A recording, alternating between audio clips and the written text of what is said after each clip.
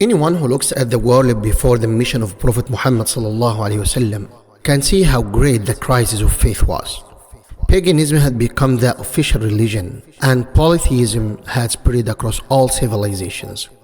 While the Arabs were deeply involved in idol worship, the civilizations of Persia, Rome, India, and China were also living under pagan beliefs, or under heavenly books that had been changed, until the signs of true monotheism disappeared and turned into hidden forms of paganism. In that dark time, the jinn and satanic beings became powerful all over the world in a way history had never seen.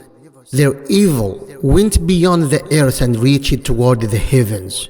Devils used to listen secretly to the angels, steal parts of Allah's decree, and pass them to priests and fortune tellers.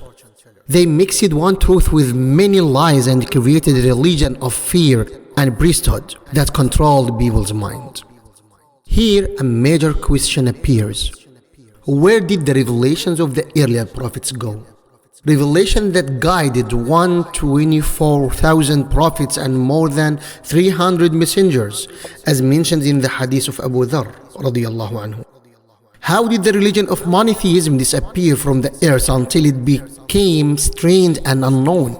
The answer lies in the alliance of three enemies: Iblis and his jinn, who kept changing the religion of monotheism after every prophet died; corrupt scholars who altered the revelation of the prophets; and kings who claimed divine status.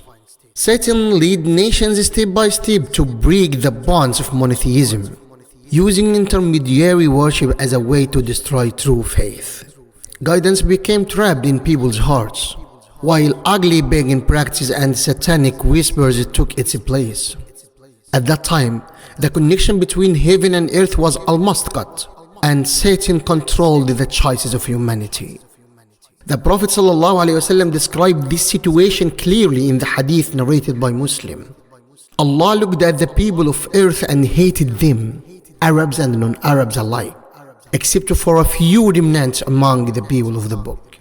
This divine anger was the result of people turning away from the natural belief in one God. Such anger only comes after a great crime, and no crime is greater than worshipping Satan or lifeless objects instead of Allah. Those remnants from the people of the book were the last small light in a very dark night.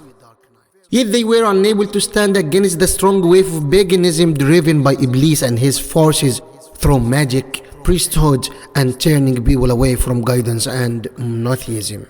When we connect the power of satanic forces in that time to what we see today in some parts of the world, even inside modern societies, we realize that Satan follows the same plan. First, remove revelation, then fill the empty space with pagan beliefs that bring people back to misguidance. What we see today, jinn claiming divine powers under trees or behind idols, is nothing but a return of the first age of ignorance. That darkness was only removed by the light of monotheism and message of Prophet. It is surprising that many Muslims today think paganism has ended. In reality, if Muslims and the people of the book were removed from the world's population, paganism would still be the official religion of most people. Many Muslims believe idol worship ended with Hubal, Al-Lat, Al-Uzza, and Manat, but reality shows that clear and open polytheism still controls large areas of the world.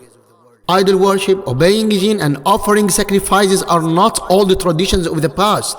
They are real practice today in places that were never honored with revelations and the message of the prophets.